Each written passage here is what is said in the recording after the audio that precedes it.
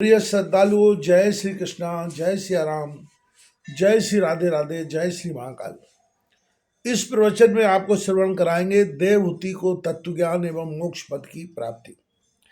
मैत्रेय जी कहते हैं, विदुर जी श्री कपिल भगवान के ये वचन सुनकर करदम जी की प्रिय पत्नी देवहूति के मोह का पर्दा फट गया और वे तत्व प्रतिपादक सांख्य शास्त्र के ज्ञान की आधार भूमि भगवान श्री कपिल जी को प्रणाम करके उनकी स्तुति करने लगी।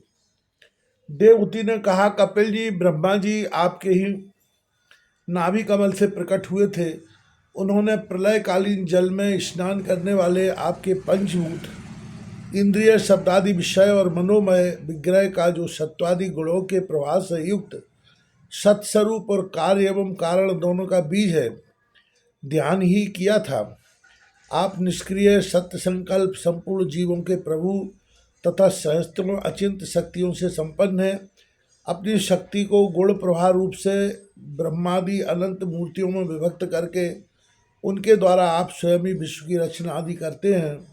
नाथ, यह कैसी विचित्र बात है कि जिनके उदर में प्रलय काल आने पर यह सारा प्रपंच लीन हो जाता है और जो कल्पांत में मायामय बालक का रूप धारण कर अपने चरण का अंगूठा चूसते हुए अकेले ही बटवृक्ष के पत्ते पर शयन करते हैं, उन्हीं आपको मैंने गर्भ में धारण किया। विभो, आप पापियों का दमन और अपने आज्ञाकारी भक्तों का अभ्युदय एवं कल्याण करने के लिए स्वेच्छा से देह धारण किया करते हैं।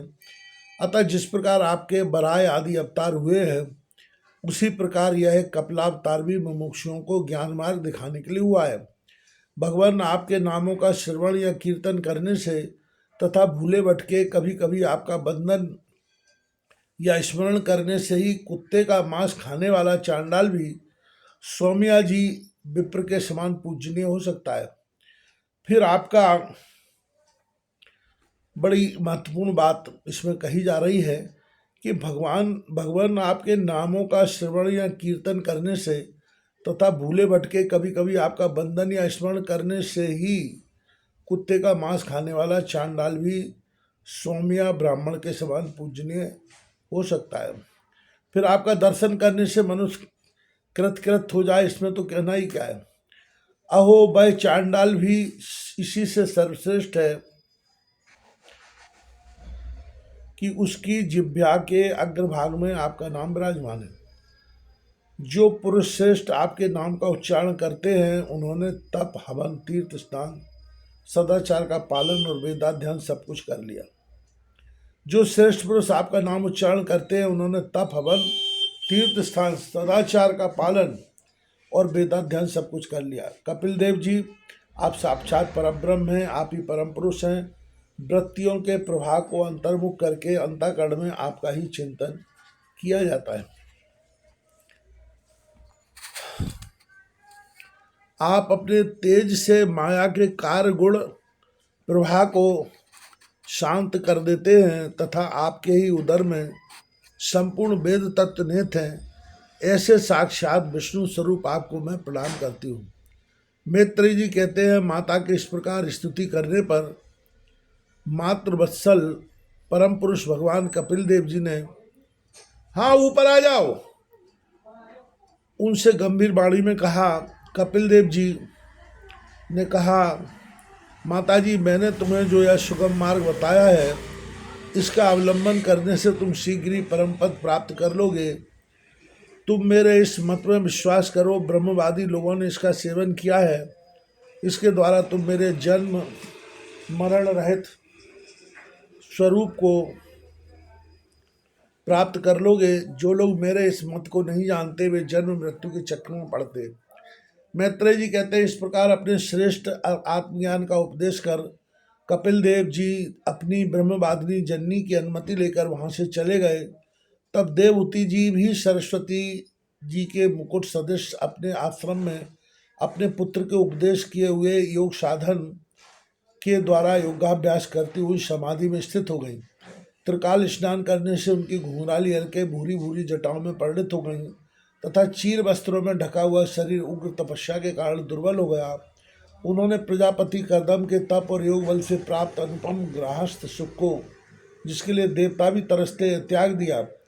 जिसमें दुग्ध फेन के समान स्वच्छ और सुकोमल सैया से युक्त हाथी दांत के पलंग, सुवर्ण के पात्र, सोने के सिंहासन और उन पर कोमल कोमल गद्दे बिछे हुए थे, तथा जिसकी स्वच्छ स्फट मणि महामरकत मणि की भीतों में रत्नों की बनी हुई रमणीय मूर्तियों के सहित मणिमय दीपक जगमगा रहे थे, जो फूलों से लदे हुए अनेकों दिव्य वृक्षों से सुशोभित था, जिसमें अनेक प्रकार के पक्षियों का कलरव और मतवाले भंवरों का गुंजार होता रहता था, जहाँ की कमल गंध से सुवासित बावलियों में करदम जी के साथ उनका लाड़ प्यार पाकर कीड़ा के लिए प्रवेश करने पर उसका देवहूति का गंधर्व गण गुणगान किया करते थे, और जिसे पाने के लिए इंद्राणियां भी लालायित रहती थी।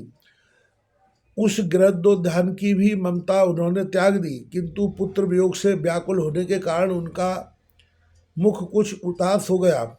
पति के वनगमन के अनंतर पुत्र का भी वियोग हो जाने से वे आत्मज्ञान संपन्न होकर भी ऐसी व्याकुल हो गई, जैसे बछड़े के बिछुड़ जाने से उससे प्यार करने वाली गौ वत्स विदुर अपने पुत्र कपिल देव रूप भगवान श्री हरि का ही चिंतन करते करते वे कुछ ही दिनों में ऐसे ऐश्वर्य संपन्न घर से भी उपरत हो गई।